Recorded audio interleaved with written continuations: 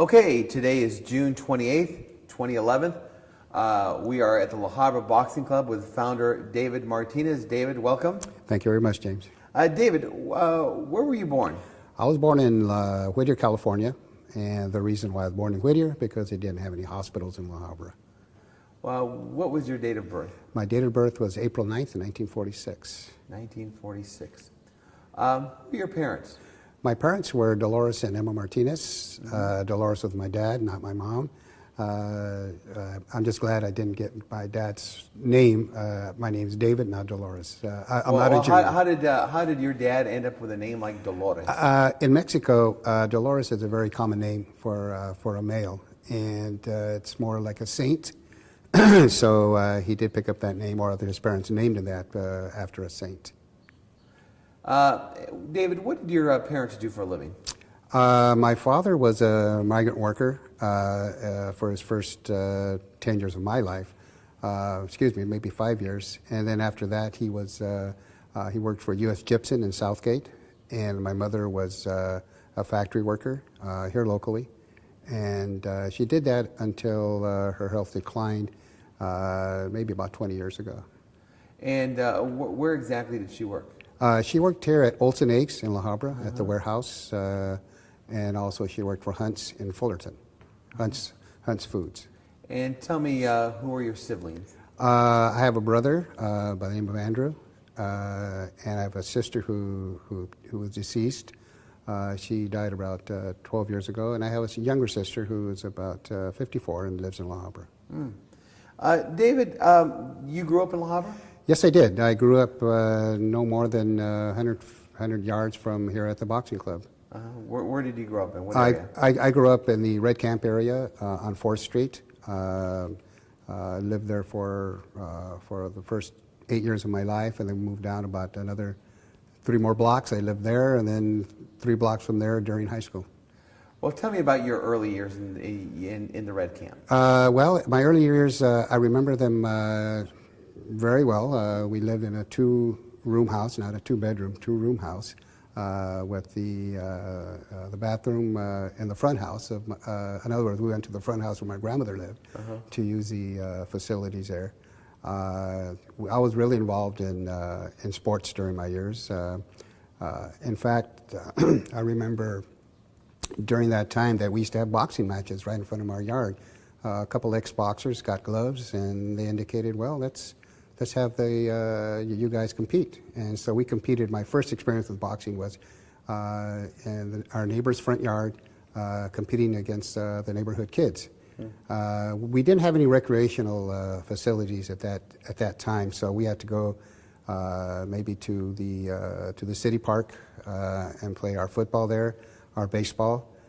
We also played baseball a lot here at which is now the Jesse Flores sports complex, and we played a lot of ball there, and that's before they had the upgrade that they have now. Yeah, what street did you grow up on? I grew up on 4th Street here in La Habra, and I grew up in my high school years on Walnut, and my other half of the high school years I grew up on Olive Street.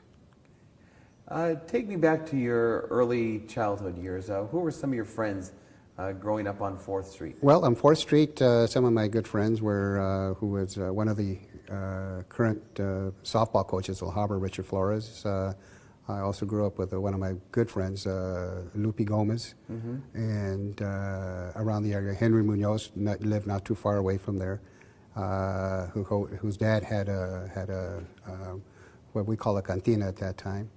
And we had a few other local kids who came and left. I don't quite remember their names because before we moved for the second time, they moved away also. David, for you, what was your fondest memory growing up in the Red Camp? I think my fondest memory would be the closeness of the family. I mean, at that time, we really had close family ties. I believe in my earlier years we had what you call jamaicas right down the street in a place called the Argolitos, which is the trees where people used to hang around on Sundays, polish their cars, and I think once a year they had fiestas there. Also, we remember. I remember, just being close to my family. My grandparents, who lived in front of our house, were very close to us, and my mother's parents, which lived about, I would say, about 2 blocks from where I grew up in my younger years. I was close to them too. I remember having Christmas, and Christmases were Christmases, and I mean, everyone gave a present to everybody. Yeah. It just wasn't, my parents giving me less presents. My aunts and my uncles and my godfathers, everyone gave presents, and I remember that. Also, I remember at times we had a gentleman who lived in Alta Vista who came down in a carriage and a horse, and it was very unusual because he thought it was nothing just to visit people on a carriage and a carriage and a horse, and I was used to seeing cars go down the street, but it's kind of unusual seeing a horse and a carriage at that time. David, who had the biggest influence on you growing up? My biggest influence, I believe, was my mother. My mother taught me to be cordial and kind to people. She also taught us that family is very valuable in our upkeeping, or excuse me, in our growing up. And she taught us. I became very religious because of her. She made us go to church, and at that time I didn't want to go, but gradually I got into going to church. And in fact, what the boxing club is now, this is the first place that I went to church as a child. And my other influences were my grandparents, who I don't know. Just sometimes you don't know your history until you talk to your grandparents, and I enjoy talking to them in regard to not knowing that my grandfather tended horses for Pancho Villa. And if you don't ask, you won't tell. And I asked, and I became very interested in that.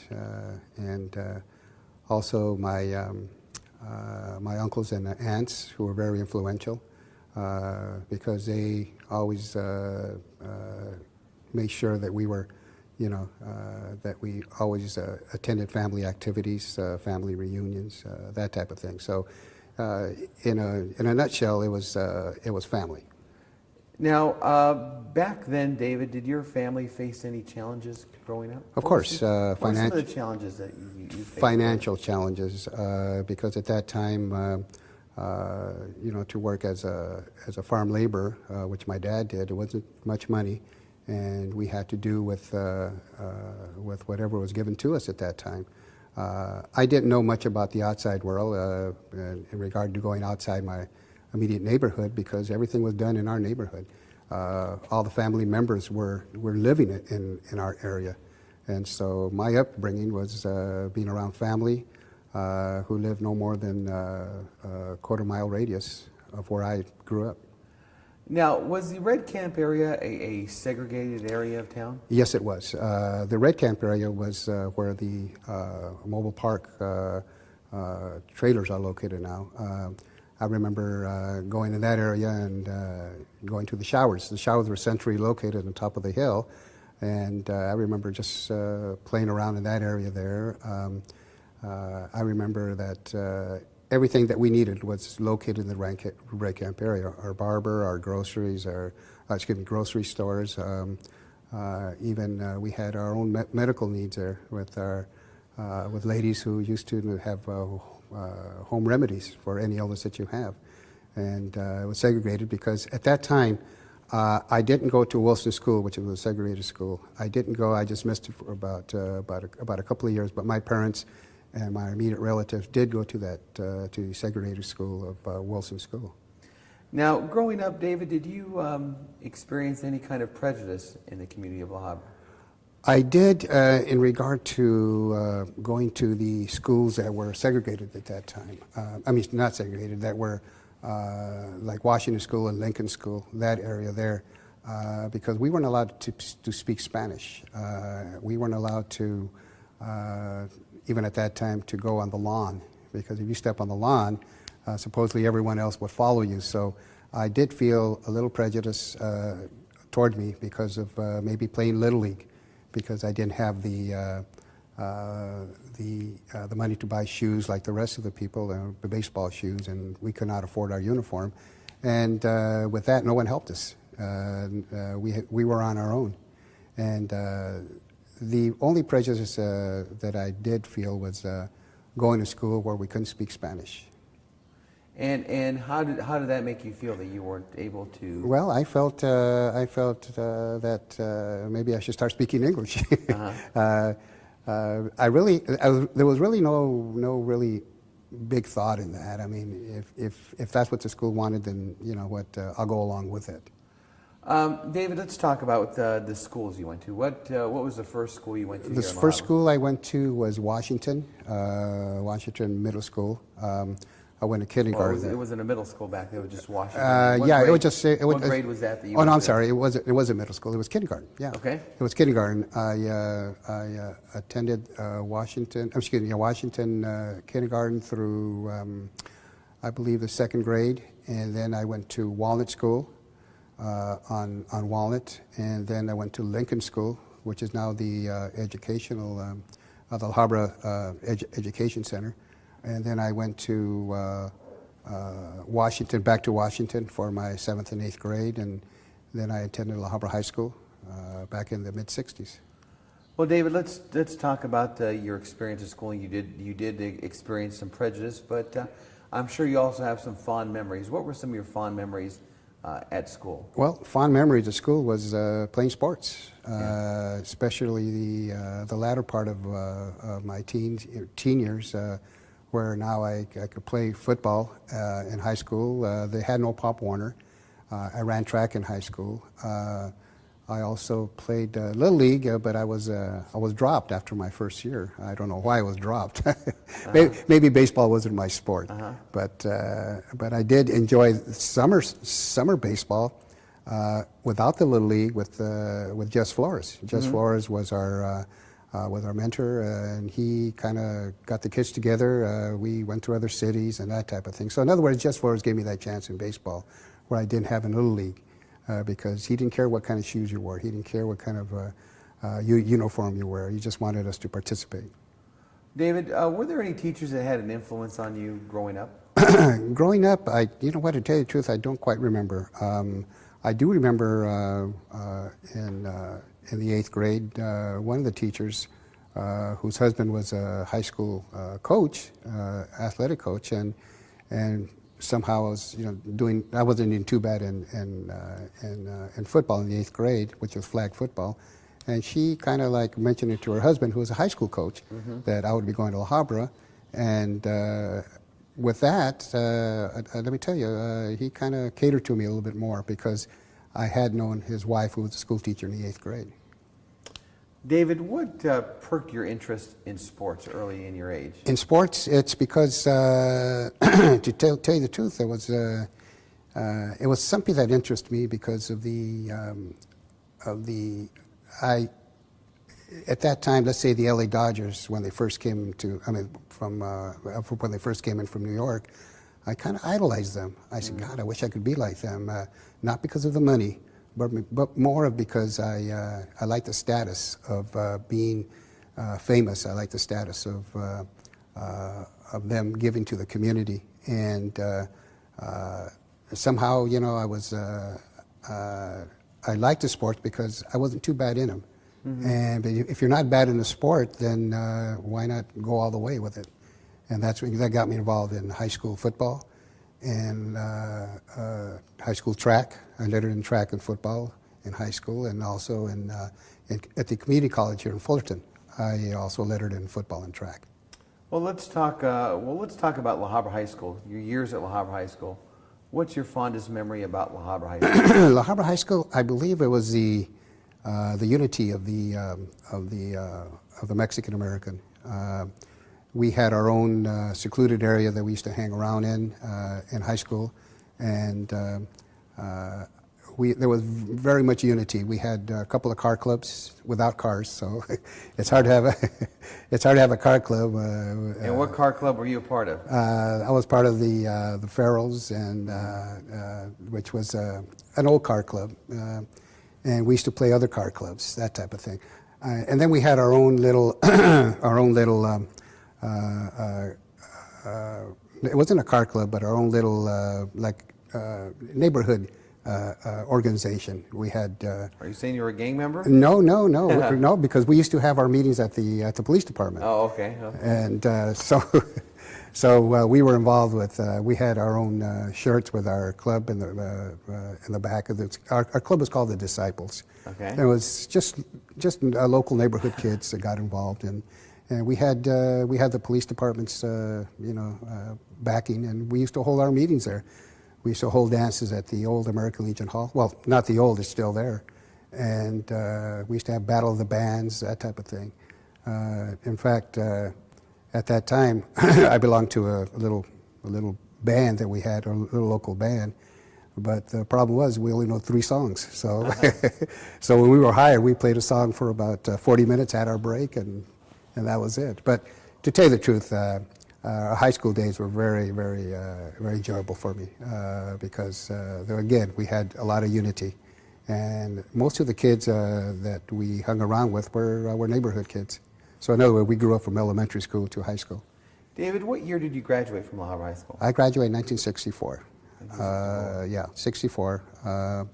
And then... now, back in the 60s, there was a lot of kind of the Chicano movement that was going on in the area. Did you participate in any of that? Kind of no, I didn't. At that time, they had it was much later than that. They had the Brown Berets, and I was told and especially when I went to the community college, if I wanted to join them, and I said no.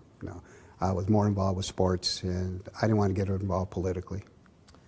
Then, after graduating from high school, you went to Fullerton College. I went to Fullerton College. And you had quite a kind of athletic career there at Fullerton Yeah, College. at Fullerton, we were, my second year there, we were the national champions in the community college football. In fact, we were undefeated that year, and I was a defensive halfback. We played in the Junior Rose Bowl. At that time, that was the pick of the crop in regard to community college football. We played a team from Texas. We won that game, so we were national champions of one of the first national champions from Fullerton in 1960, I believe, 65. Concluding your years at Fullerton College, what happened with David Martinez? What avenues opened up after that in your life? I believe at that time, I also ran track at Fullerton. I lettered track. Because you win a national championships, we were looking for something new, myself and a couple of friends.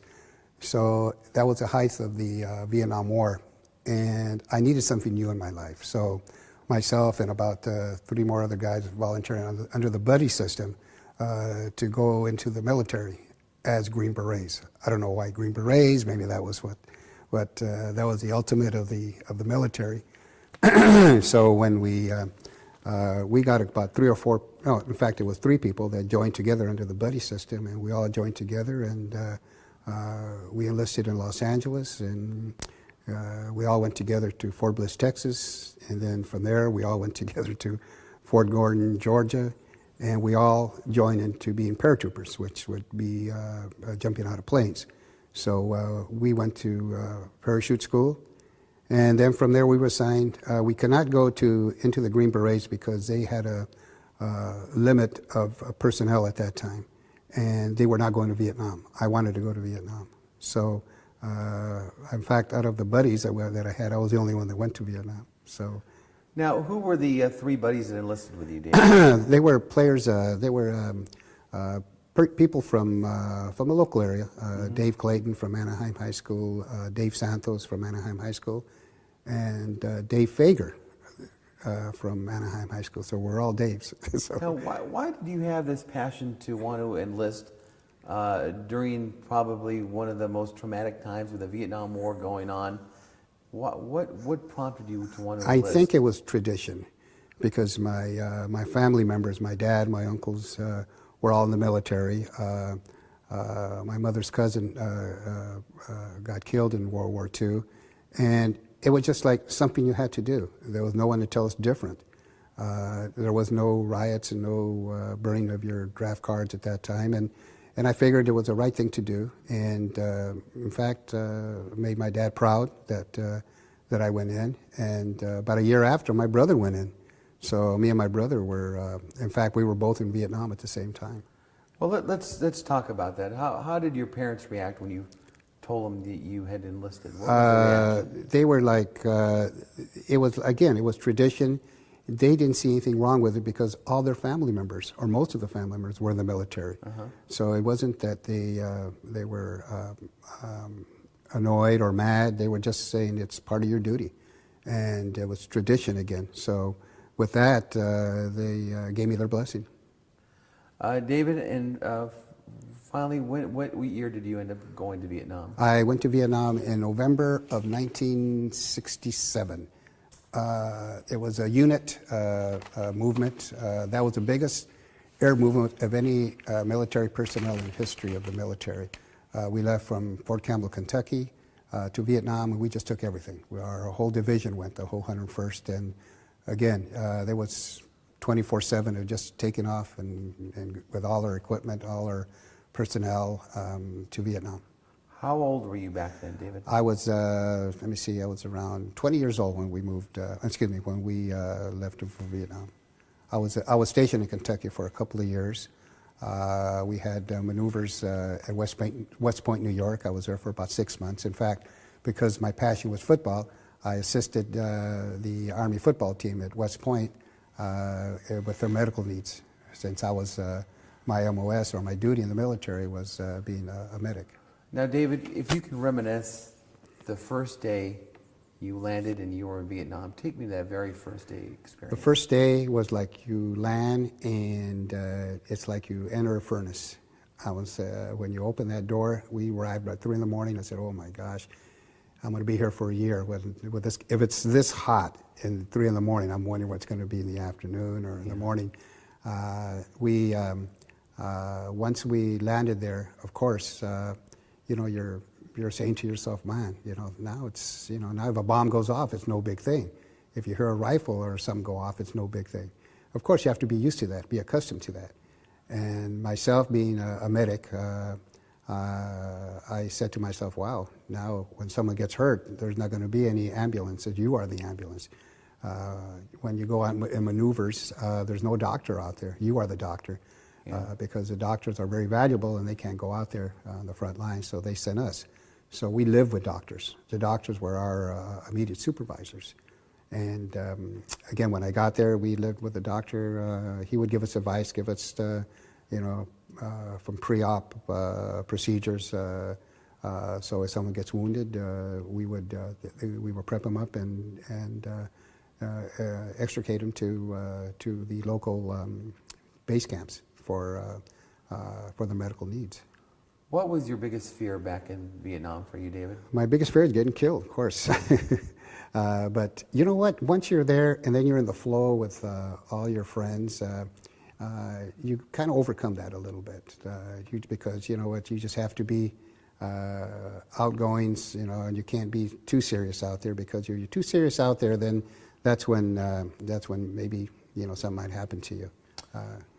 You passionately served our country. That you were awarded the Silver Star Award. Right. I was. Can you tell me about why you were given the Silver Star? I don't really like to talk about those things, but I'll give you a little bit thing about what happened. Was that we were overrun by the enemy, and somehow, when being the medic, when someone gets hurt or gets wounded, of course you have to go out there and start treating them. You just can't sit back. So that was my job. Your job is to go and treat the wounded, and we were pretty well pinned down. But you know, at times, you know, I kind of like would get up and run to the wounded, pull them back, and another got wounded, so I would go to them. The hardest thing was to to treat them. And I think one of the hardest things I've ever done would be to do a tracheotomy when a person's can't breathe and that type of thing. And under combat, it's very difficult. And I succeeded in that. With the Lord's hand, I succeeded in that. So I got my Silver Star for that. You were also awarded the Bronze Star. Yes, the Bronze and Star. the Soldier's Medal. Yes, the Soldier's Medal is the highest peacetime medal for valor, which means that I went into a minefield, not knowing. Well, I knew it was a minefield, but someone got blown up, and we had to go, into that minefield and make sure that everyone around him were safe. And we extricated about 2 individuals who got killed in the blast, and I went there to treat them. And then the Bronze Star I got for almost the same thing as a Silver Star. And so I got those 3 medals. In fact, when I came back, they wanted to make a ceremony for me at Camp Roberts here in the Long Beach area, but I just balked on that. At that time, I just felt like, they could mail me the award, and so they did mail me. And the Soldier's Medal is almost comparable to the Silver Star. That's what I was told. But again, during the years, I really don't tell many people about that. My daughter didn't even know much about that until as of late, because she asked questions. But I'm very honored that I received those awards, and if I would do it again, I don't know. I probably would. What is your most vivid memory of the Vietnam War? I think it's the losing of friends. Friends that you were so close to, being at a young age, and they're not here anymore. It's very hurtful that you have such closeness with people. It's closer under battle. An example would be that, and I still remember their family members. Not too long ago, a person tried to locate me from New Hampshire that I treated for. That's the person I did a tracheotomy on, and supposedly was told that I saved his life, and he was looking for me. So I contacted him, and I said, his name was Skip Middleton. Skip, this is Dave, the one that treated you in Vietnam. And he started crying. His wife started crying. His kids started crying over the phone. And to me, I was like, well, why are you guys crying? He said, because you saved my life, and my kids and my wife appreciate that. And to me, it's that I can't take, much. Not criticism, but much when people try to, make you feel good, this and that. But at that time, I felt good. I mean, if you're ever down, I think of that time that I did call them, and they kind of build you up that there is something in life, that you've done. You've saved a life, and that really built me up a lot. I mean, that really got me going, during the day, that I did something in my life. What year did you finally leave the service? I left the service in 1968 after a year in Vietnam, December 68. And I came back to the... is that okay with the train? Oh, hang Yeah, on. just put the paper down. Okay. We have that train going by. Should we wait, or I think they're done whistling? Yeah, the horn was the only thing. Okay. So you can put it. David, what year did you return from Vietnam? I returned from Vietnam in December of 1968, almost a year after I left. Hang on. A street sweeper? That's street. Year did you return from Vietnam? Oh, sorry. It wasn't rolling completely yet, so just start over.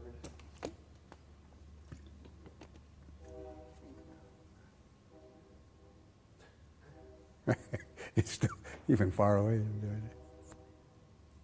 We'll be okay though. So. David, what year did you return from Vietnam? I returned in December of '68. And for you coming back from the Vietnam War, how was the experience coming back? It was pretty traumatic at first because within 48 hours you're in Vietnam, and then you're in San Francisco, where we landed after my tour. And from there, you're examined as a group. You're not examined individually for our exit from the military. And then I was home within 3 days. And at first, it was the sleep, because being on the front lines, you're only, you're woken up every 3 hours to have guard out there in the field.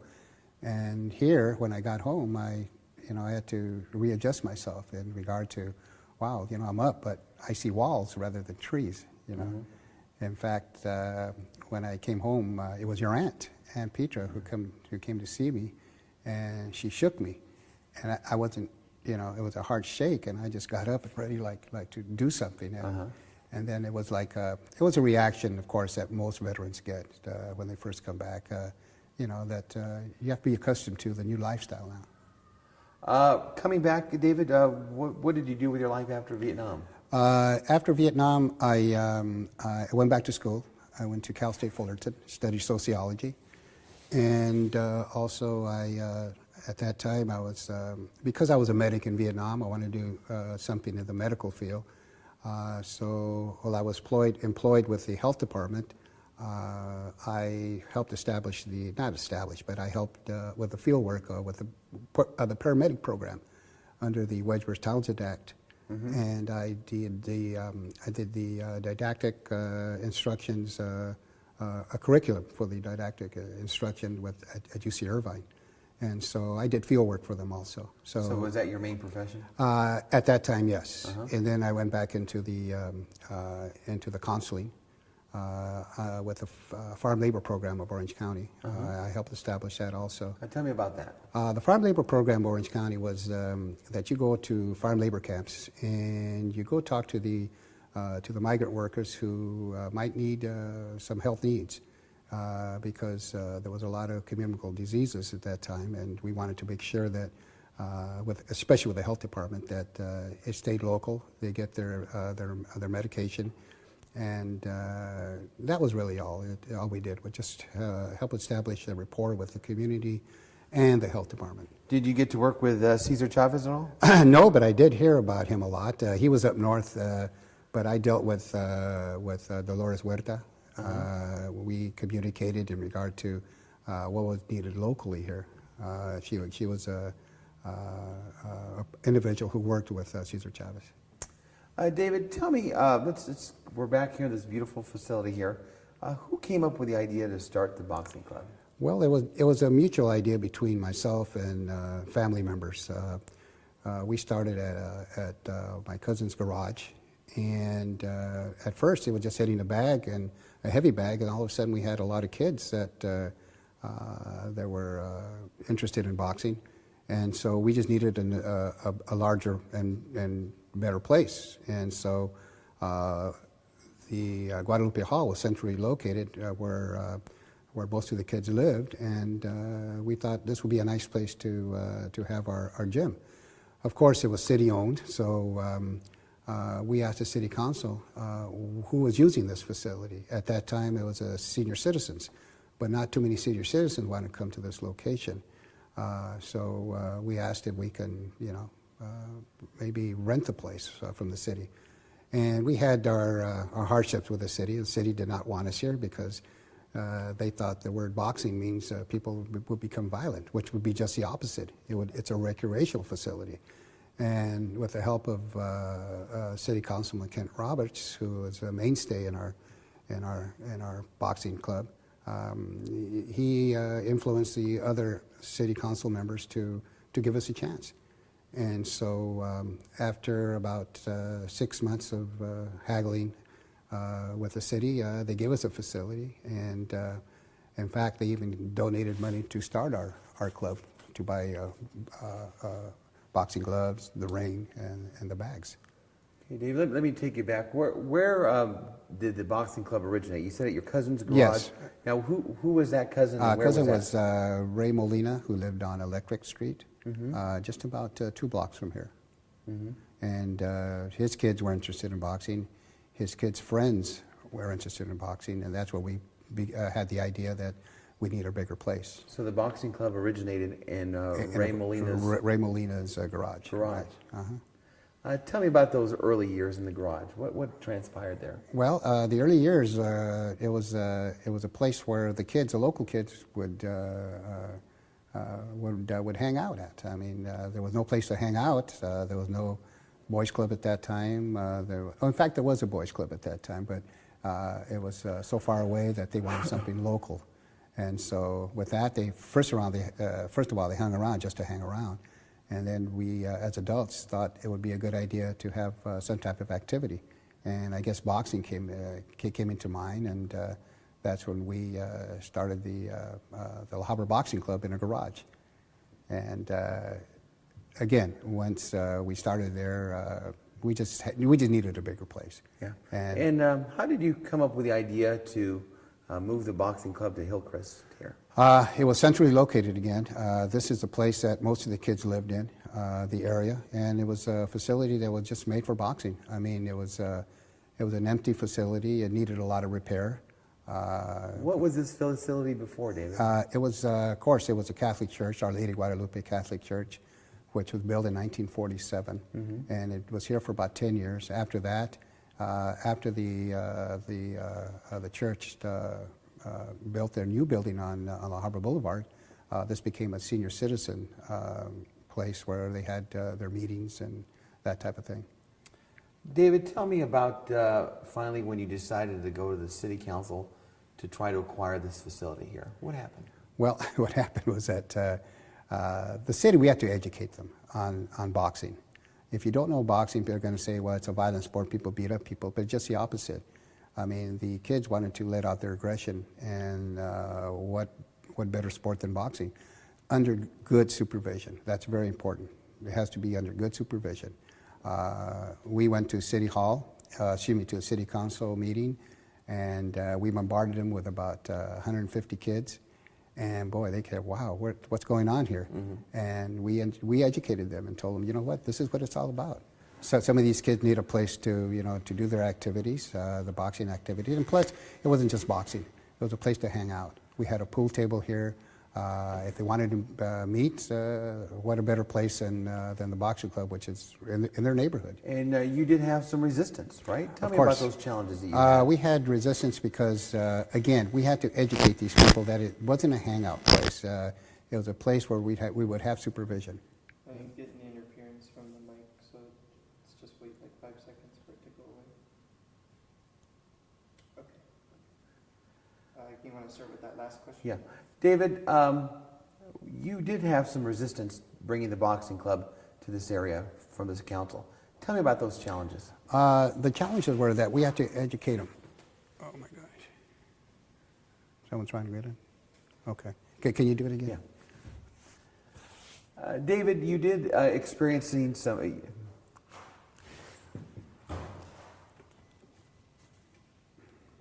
What the heck? Okay, never mind. Let's do it for a third time, James.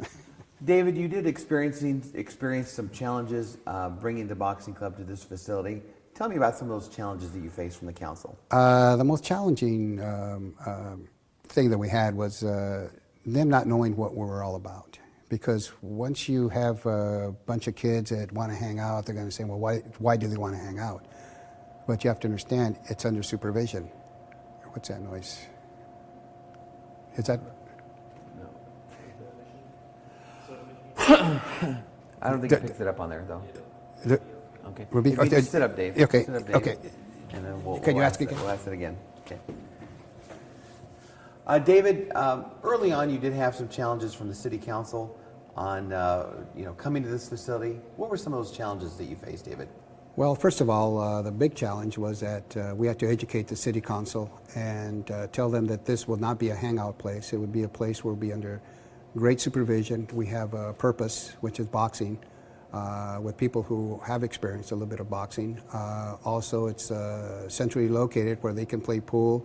If they hang out, they can hang out under, again, supervision. And that's our main purpose, is to educate the people that that boxing isn't only a violent sport, it's a progressive sport, a sport where people can travel around the world, there would be no peer pressure here. And again, it would be to educate the community and especially the city council.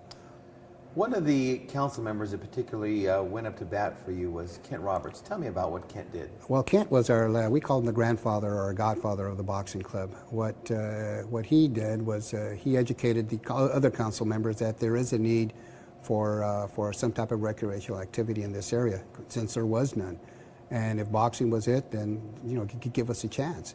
And he indicated to us, now look, if you can generate $10,000 within a week, we'll show the community that people are interested. And sure enough, with the employment of some of our trainers, we solicited and received $10,000 of equipment. With that, Ken came to bat and said, you know what, people want him there, and let's give him a chance. And so with that, he convinced the other council members that we must give him a chance and do something in that area, which would be in this area here, where there was no other recreational activities.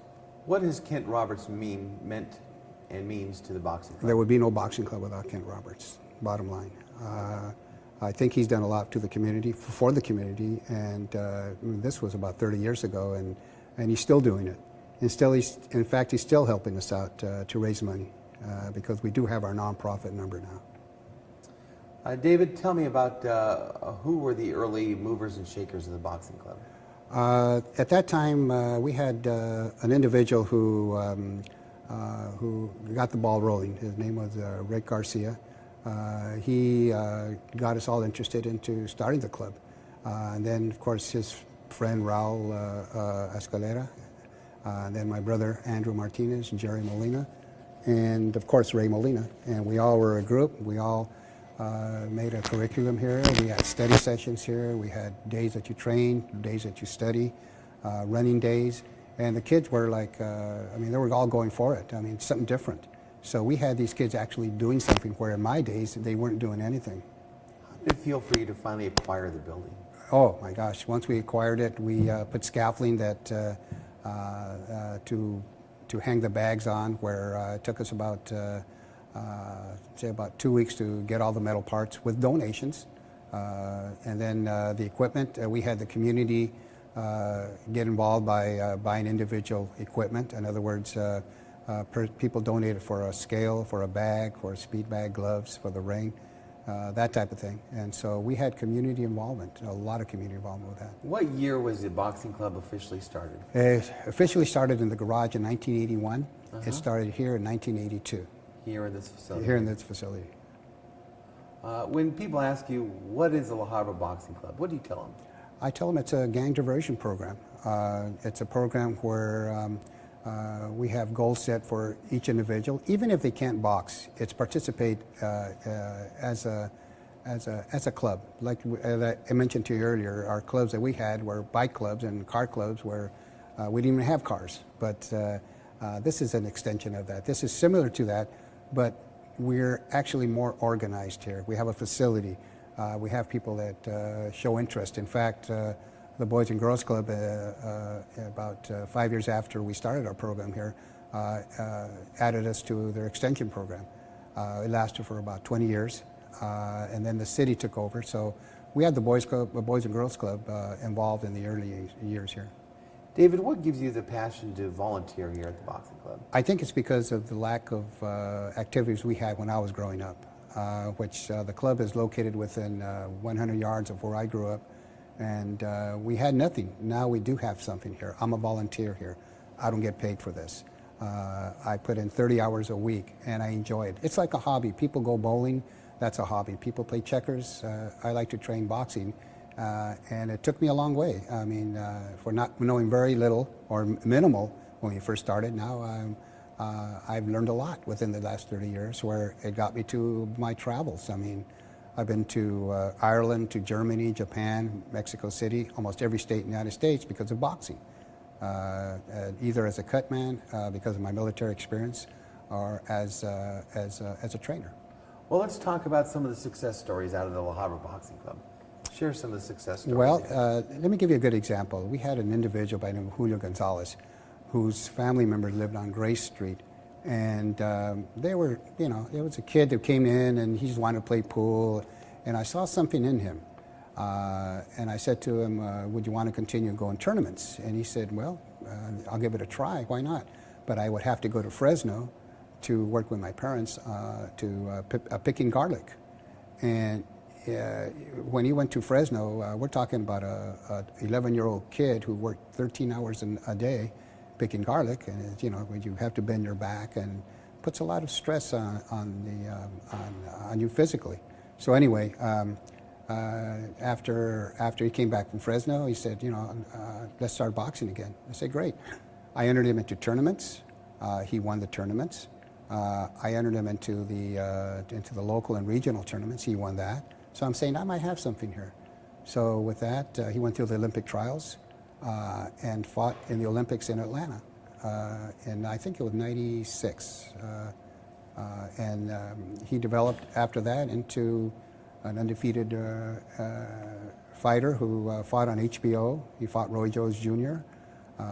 He lost for the title there, but he fought a gentleman in Germany who had a record of 49-0, and who was about to pass Rocky Marciano's record of the most victories without a loss, and Julio beat him at his first loss.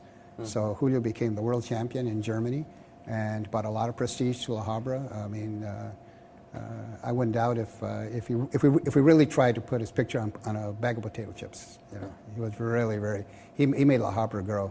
And also we had two brothers who lived down the street, also underprivileged kids who didn't have a father, and I guess they thought I was their father figure, and they became #1 fighters in the world, professional fighters. David, certainly the boxing club has gotten a lot of attention. Who are some of the celebrities that have been through these doors? Well, at one time we had Burt Reynolds and Ricardo Montalban came to observe a fighter that we had, and they wanted to be they want to have some interest in sponsoring these fighters. Also, Ricardo Montalban, when we had a function to praise some of our fighters, came to that. Also, Shane Mosley was here for about a year before his fight with Oscar De La Hoya. We had people from Denmark, the world champion from Denmark, Mikael Kessler was here. Also, Danny Green from Australia. And so this is a place that's located in an area where not too many people know it's here. And once they know it's here, it kind of brings it out a little bit more. You know, it kind of like makes it a home within a home for some of the celebrities who've been here. What's the secret to the success of the boxing club, David? I think it's being fair and honest to every individual that comes in here. We don't boast that you have to do this and have to do that. I have an old saying, anyone can fight, but very few can box. And to me, that means that, you know what, come in here and try. You know, try what you can do. And it alleviates your peer pressure you have out there. Even though you cannot box or don't have the skills that other people do, because you're participating in boxing, that means that people will respect you out there, not even knowing if you can box or not. David, looking back at the boxing club, did you ever think it'd be this successful? Not really. After 30 years of existence, I believe that this place here is now well established within the community. People all over the world know about this place. We had communication from Japan, Australia, Germany, and wanting to come to this club because of the success we had with Julio Gonzalez, Librado Andrade, and Enrique Ornelas. What is the fondest memory you have here of the boxing club? I think the fondest memory is having the kids develop from being shy to being successful in life. In other words, we've had police officers, many police officers who's trained here, who were kids and grew up to be police officers, a couple of physicians, attorneys, and it's a thing where because of the peer pressure, it builds their mind up a little bit, knowing that they are a member of the club. David, looking back at all your years here at the boxing club, would you do anything different? No, I wouldn't change anything different at all. I was maybe started earlier because 30 years isn't enough. I would have liked to seen some of the people. Let's say, for instance, in my era, because they were great athletes, and maybe we could have had a couple more world champions at that time. David, what are the age groups of people that come here to work out? The age group here, we allow them, we don't allow them, but because of rules, we like to start them at 8 years old for insurance purposes, because we are a member of USA Boxing Federation, which picks your Olympic team, and their guidelines that they must be at least 8 years old for insurance purposes. And we've had people here as old as 82 years old. 82 years old, 82 huh? years old, yeah. So we've started from 8 to 82. When somebody comes in here for the first time to the Boxing Club, what is kind of the first thing you teach them here? First of all, it's we ask them if you came on your own, or someone came in, or if you saw it on if you saw a fight on TV and you became interested, or what's your background. But I'd like to know what their background is. If they're involved in any other sport, then most likely they'll be a better candidate than a person who just watches cartoons at home. David, where did you get this passion for boxing? Well, I boxed in the military. I also was involved in sports all my life. And I think with that, I'd like to see, I like to develop kids into, it's my passion, that I like to start them from nothing into hopefully, even not a professional, but maybe have their mind, going that they want to do something in life, either be a trash collector or a physician. For you, what would you say is the greatest success story here at the Boxing Club? I think the greatest success is being here for 30 years. Not too many clubs around have been going for as long as we have. I think the big success story is not only the individuals that come here. In fact, we had just one individual about a week ago came in. I haven't seen him in 20 years. This kid didn't even go to school because he was so shy and people would pick on him. With boxing, he became an aggressive kid, and not only athletically, but also with his vocation, and he turned out to be a physician. So he came in and spent his time with us here, and gave us a little donation, and said without the club that he probably wouldn't go as far as he did. What would you say has been the greatest challenge you faced here at the Boxing Club? The greatest challenge here would be it's having kids who come in and only come in just to hang around and wanting to box, but don't really want to box. In other words, we've had individuals that come that are being pressured by their parents to box, and I don't like that. And I kind of weed them out a little bit. They're still members of the club, but I don't let them spar. I just let them hit the bag, and it's a lot of pressure from parents who want your kids to succeed, but somehow if they don't have it, they kind of push them a little bit too much. And I confront the parents and tell them, look, maybe this isn't for them. What has the Habra Boxing Club meant to you? It meant to me. It really means that I fulfilled something that I've always wanted to do as a youngster growing up in this area. I succeeded in establishing a program where kids have an opportunity to come in and hang out, to box, or do whatever they want to do. In fact, I know as a youngster I always wanted to go to Ram games. We can never afford Ram games. Now when the kids come here, when the Raiders were playing in Los Angeles, we take them to Raider games. We currently take them to, with donations, to Clipper games and to Laker games.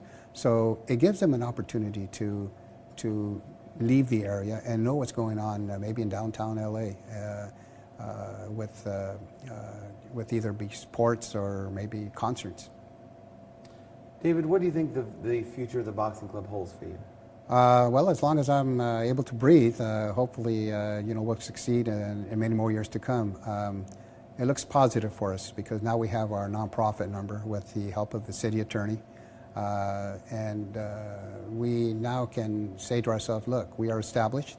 30 years isn't 5 years or 2 years; it's 30 years." And I think with the 30 years that we have being here in La Habra, I think it gives us a basis of maybe another 30 years, especially now that we have our nonprofit number. David, how would you like to be remembered? Just as somebody that gave to the community. I really don't like the accolades that, okay, you did this, you did that. I think it's more look, you did something for the community and did something for myself also. Even though at my age, I start learning every day. I mean, I learn every day that you know what, there is a place where a person can grow, and if I can help one child, that's, you know, that to me is something that makes me grow also. David Martinez is? David Martinez is an individual who grew up in La Habra, who has experienced many passions in his life, but his main passion is helping an individual like David Martinez as a youngster, where they have an opportunity to grow. What does La Habra mean to you, David? La Habra means to me is a place where my grandparents came here in 1912 and 1914. And it's a place where there's pride. In other words, seeing it grow from almost orchards, orange orchards, to a place where now we have a whole bunch of people we must help now. To me, La Habra means it's still growing, and helping it grow helps me grow also. What was the proudest time in the life of David Martinez? Proudest life, I think, was the day that they gave me the key for the club. Other than my birth of my child and my marriage, it's getting the key to the club, which means, wow, we finally made it. We finally have a place where the kids can actually hang out at.